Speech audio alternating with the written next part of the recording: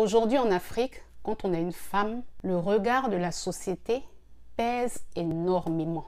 Que vous soyez une femme célibataire sans enfant, une femme célibataire avec des enfants, donc une mère célibataire, que vous soyez une femme mariée sans enfant, vous aurez toujours le poids du regard de la société africaine sur ce que vous êtes, sur ce que vous valez, sur ce que vous représentez. Aujourd'hui, on assiste à un débat sur la toile suite à la sortie d'un chroniqueur ivoirien sur une chaîne de télévision qui a donné son avis lors d'un débat en disant en substance qu'il déconseillait aux hommes qui n'avaient pas d'enfants de se mettre en couple avec des femmes qui ont déjà des enfants, c'est-à-dire des mères célibataires, des femmes qui ont eu des enfants de précédentes relations, que ce soit 1, 2 ou 3 enfants. Bien évidemment, ça a soulevé un tollé et ça a fait les choux gras sur les réseaux sociaux.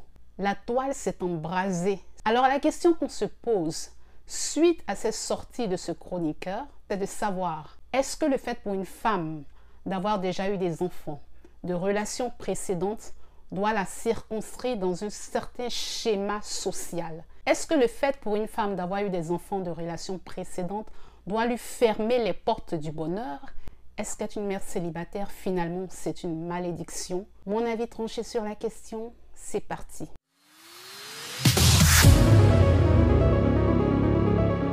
Coucou team, bienvenue sur ma chaîne pour une nouvelle vidéo. Cette vidéo, c'est un droit de réponse suite à ce qui a été dit dans cette émission sur cette chaîne de télévision en Côte d'Ivoire. Personnellement, je n'ai pas de problème avec ça sur la forme parce que chacun a ses critères et c'est normal d'avoir des critères, qu'on soit un homme ou qu'on soit une femme.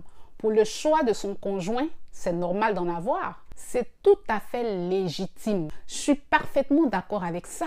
Que des hommes se disent que parce qu'ils sont célibataires, ils n'ont pas d'enfants et qu'ils ne veulent pas se mettre avec des femmes qui ont des enfants, je comprends parfaitement. Je suis d'accord avec le principe. Parce que nous-mêmes, les femmes aussi, nous avons des critères. Nous aussi, nous cherchons parfois des hommes qui ont un certain standing, qui ont une certaine condition sociale.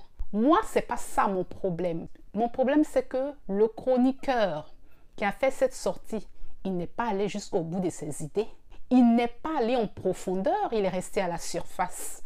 Parce que quand vous donnez un conseil pareil aux hommes, mais allez plus loin, qu'en est-il des femmes qui n'ont pas d'enfants? Est-ce que vous leur conseillez la même chose? Est-ce que vous dites à ces femmes-là, ne vous mettez pas avec des hommes qui ont déjà des enfants? Est-ce que vous avez respecté le parallélisme des formes? Qu'est-ce que vous leur dites à elles, à ces jeunes filles parfois qui ne savent rien de la vie et qui vont se mettre en couple avec des hommes qui ont 4, 5, 6 enfants de relations précédentes? Elle se met en couple avec lui ou pas? Parce que ce débat que vous avez engagé, vous êtes resté à la surface. Vous n'êtes pas allé en profondeur. Moi, je suis restée sur ma faim. On est capable de déterminer exactement le nombre d'enfants qu'une femme a. On est capable de savoir si elle en a 2, si elle en a 3, si elle en a 10. Donc, les femmes que vous traitez de mères célibataires, là, on connaît leurs enfants. Mais vous, les hommes, qui vous frappez la poitrine en disant que vous êtes des hommes célibataires sans enfants, où est la preuve? À moins que vous ne soyez puceau, vous êtes un père célibataire qui s'ignore. Parce qu'on a vu des choses, on sait. Vous avez parfois refusé de grossesse. Vous avez refusé d'assumer la responsabilité de plusieurs paternités. Il y a des femmes qui ont pris des grossesses de vous sans que vous ne le sachiez. Vous serez surpris de voir plus tard que vous avez 1, 2 ou 3 enfants que vous n'avez jamais connus. Donc, comment vous pouvez mettre votre main au feu que vous êtes un homme célibataire sans enfants? Donc, quand vous-même, vous êtes parfois des pères célibataires qui s'ignorent, qui ont refusé des paternités, arrêtez de pointer du doigt des femmes qui ont assumé les grossesses, qui ont donné vie à des enfants, qui ont refusé de se faire avorter. Arrêtez. Quand vous-même vous ignorez votre statut, ces femmes que vous appelez les mères célibataires, là, elles se sont levées comme ça et puis elles sont devenues des mères célibataires toutes seules.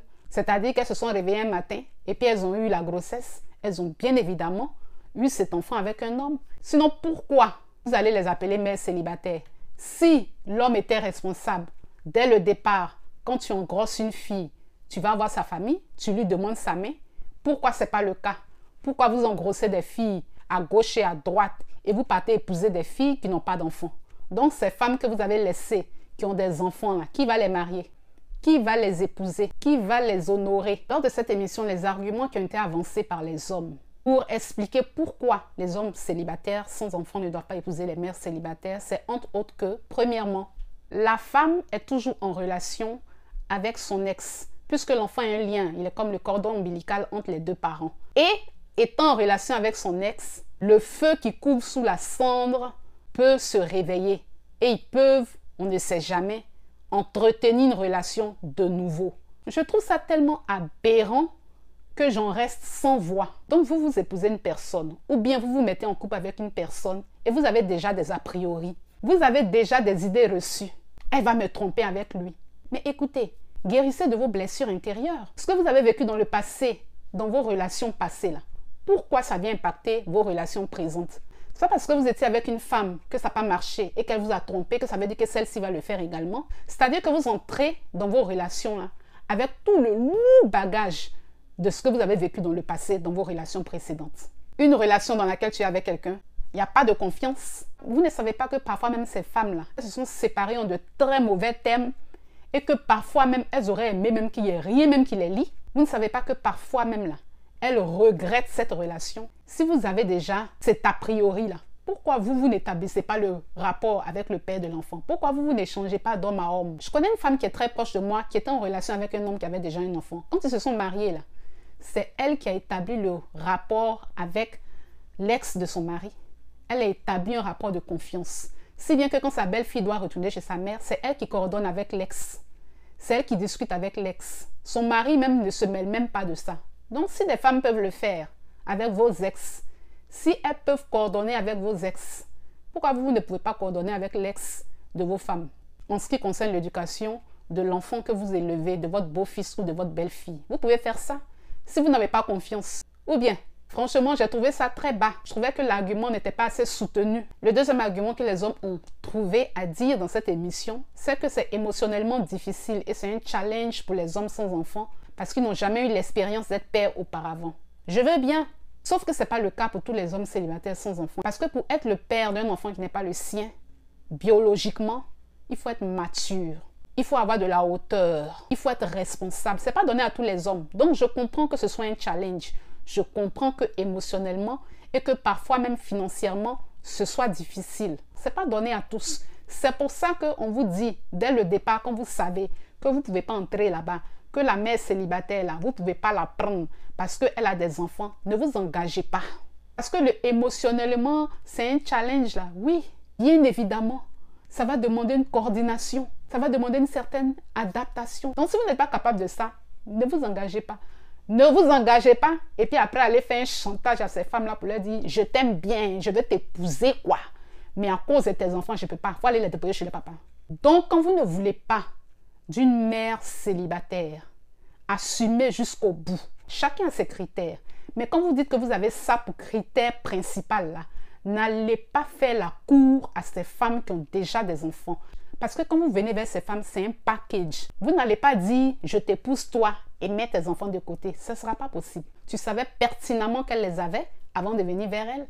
Donc si toi, ton critère, c'est d'épouser une femme vierge ou d'épouser une femme qui n'a pas d'enfants du tout, dès que tu commences ta relation avec quelqu'un et elle te dit « j'ai des enfants là », tu te casses. Clair. Tu t'engages pas et après lui faire un chantage moral et affectif. Tu t'engages pas et après lui poser des ultimatums pour lui demander d'aller déposer ses enfants chez leur père. Parce que si on veut aller jusqu'au bout de votre logique, ça veut dire que la femme de leur père, là, si elle aussi n'a pas d'enfants, elle doit refuser ces enfants-là chez elle. Donc les enfants naturels qui ne sont pas nés dans un mariage, là, ils vont rester ballottés comme ça au milieu. C'est-à-dire qu'ils ne peuvent pas être élevés par leur mère, qui a un nouveau conjoint qui ne veut pas les voir. Ils ne peuvent pas aussi être avec leur père, qui a une nouvelle conjointe qui ne peut pas les sentir. Moi, je suis une enfant naturelle. Je ne suis pas née dans un mariage. J'ai été élevée par mon père et ma belle-mère. Mon père, là, il avait déjà 3 enfants avant de se marier avec cette femme. Elle n'en avait aucun, mais elle a accepté de nous prendre comme ses enfants. Elle nous a élevés. Qu'est-ce que vous en dites? Ça, vous n'en parlez pas. Ces femmes qui ont fait le sacrifice d'élever les enfants des autres, sans avoir elles-mêmes eu des enfants au préalable. Quand c'est de ce côté, vous allez dire c'est normal, ce sont les femmes, elles sont maternelles, elles peuvent s'occuper des enfants des hommes. Ah bon? Vous n'êtes pas paternelle. vous ne pouvez pas aussi faire le sacrifice de vous occuper des enfants des autres?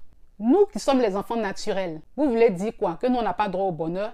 Que parce que nos parents ne nous ont pas fait dans le cadre du mariage, on doit ressentir le poids de la culpabilité? Parce qu'on est des enfants issus de familles recomposées? Parce que c'est cette mentalité-là que vous avez qui fait qu'il y a des couples même qui n'ont pas d'enfants, qui refusent d'adopter, alors qu'il y a des enfants pleins les orphelinats qui ne demandent qu'à être adoptés par des familles. C'est pour aller dire là-bas, c'est pas mon sang, c'est pas mon enfant. Si vous ne pouvez pas aimer l'enfant de votre conjointe, c'est pas enfant d'orphelinat que vous allez soulever pour venir déposer dans votre maison. Il y a des hommes qui ont accepté de prendre des enfants de certaines femmes et qui ont été pour ces enfants-là une source de bénédiction, qui ont été pour ces enfants-là le visage paternel qui leur a manqué pendant toute leur enfance. Il y a plein d'enfants qui ont été élevés par des hommes qui n'étaient pas leur père au préalable, qui leur ont donné une éducation noble et qui ont fait de ces enfants-là des hommes et des femmes dignes. Vous savez c'est quoi l'amour? La vie, c'est pas que du blanc ou du noir, il y a aussi du gris. Il y a des hommes qui élèvent des enfants qui ne sont pas les leurs, qui le font très bien. Il y a des femmes qui élèvent des enfants qui ne sont pas les leurs, qui le font très bien. Il n'y a pas un seul schéma de vie. Parce que le dire ainsi, c'est faire croire que ces femmes qui ont eu ces enfants-là, elles sont des parias de la société. C'est faire croire qu'elles n'ont plus de valeur. Pourquoi catégoriser? Pourquoi mettre des femmes dans une case? Pourquoi dire parce que tu as fait ci, parce que ton passé t'a donné ça, donc tu n'as pas droit à ça? Parce que tu as eu des enfants au préalable de précédentes relations qui n'ont pas marché, donc tu ne peux pas être avec des hommes qui n'ont pas d'enfants. Donc tu n'as pas droit à ce type de bonheur. Toi, voici ce à quoi tu as droit. Vous êtes qui pour décider? Si vous ne pouvez pas être un visage paternel pour un enfant, pour l'éduquer, lui donner vos valeurs et le faire croître, en faire un homme, en faire une femme responsable, mais laissez ceux qui ont la capacité de le faire, le faire. Il y a des hommes qui ont compris le sens du don de soi. Il y a des hommes qui savent également c'est quoi la valeur d'une femme. Et que cette valeur-là ne se détermine pas à son passé, ne se détermine pas au nombre d'enfants qu'elle a eu dans le passé. Une autre chose qui a été dite lors de cette émission que j'ai trouvée aberrante, le fait que le fameux chroniqueur, là, il est encore dit, il n'est pas obligé d'aimer les enfants, mais il a obligation d'aimer la mère. Monsieur, je m'inscris en faux. Et j'aurais appris que cet homme est un chrétien, ce qui rend le personnage encore très questionnable. Parce que vous savez très bien que quand vous épousez quelqu'un, du point de vue religieux, vous le prenez dans son entièreté, vous ne le prenez pas en partie, vous épousez quelqu'un avec ses actifs et ses passifs. Et si les enfants là, font partie de ses actifs, vous l'épousez avec ses enfants. Depuis quand l'amour se commande? Quand tu aimes quelqu'un, tu l'aimes avec tout. Nous-mêmes qui sommes enfants de Dieu, là, nous ne sommes pas les enfants biologiques de Dieu, nous sommes les enfants adoptifs de Dieu, mais malgré ça, il nous aime. Donc, de quoi parle le test? Si vous n'avez pas envie d'aimer des enfants d'une femme qui a déjà des enfants, d'une mère célibataire, parce que vous estimez que vous n'en avez pas la capacité, ne vous mettez pas en couple avec une mère célibataire. Point final. Voilà pourquoi je dis depuis le début que moi, la forme, ça me va. Parce que tous les goûts sont dans la nature. Chacun a ses critères. Chacun a établi ses règles de vie.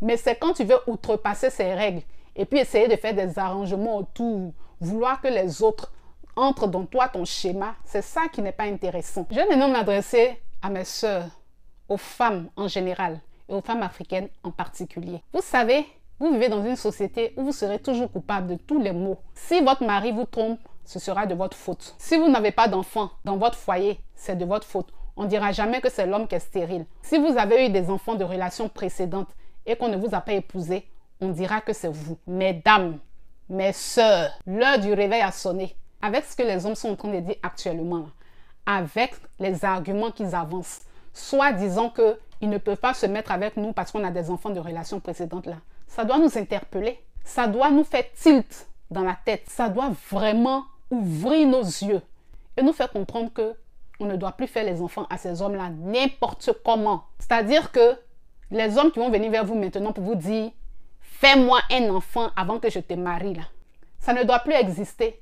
Parfois, vous-même, vous avez déjà 1, 2 enfants, mais ils viennent vers vous, ils vous disent « Faut me faire un enfant d'abord avant que je te marie. » Alors que toi, tu as la preuve que tu es une femme féconde puisque tu as déjà des enfants. Mais malgré ça, il te dit que lui, il veut d'abord un enfant avant de t'épouser. Et parfois, tu lui fais l'enfant, il ne t'épouse pas. Ça te fait 3 enfants. Donc, c'est à nous maintenant de donner le tempo de la danse. Quand un homme vient vers toi et puis te dit « il veut faire enfant », tu lui imposes tes conditions. Il faut qu'il t'honore, il faut qu'il te valorise, qu'il te légalise devant les instances religieuses, devant le maire, devant tes parents. avant même que tu ne lui portes une grossesse. Oui, c'est l'heure de se valoriser, c'est l'heure de se vendre cher. On ne fait plus les choses au hasard. On va marcher maintenant selon les principes de Dieu. Dieu dit qu'on fait enfant dans le mariage, non? On va se marier maintenant avant de faire enfant. Tu ne m'as pas légalisé, on se regarde dans le blanc des yeux. Qu'est-ce que ça veut dire? Mais qu'est-ce que c'est? Coucou team, voilà, c'est la fin de la vidéo. J'espère qu'elle vous aura plu. Commentez, likez, partagez. On se dit à la semaine prochaine pour une nouvelle vidéo. Et surtout, n'oubliez pas, nous sommes plus que vainqueurs par celui qui nous fortifie. Ciao!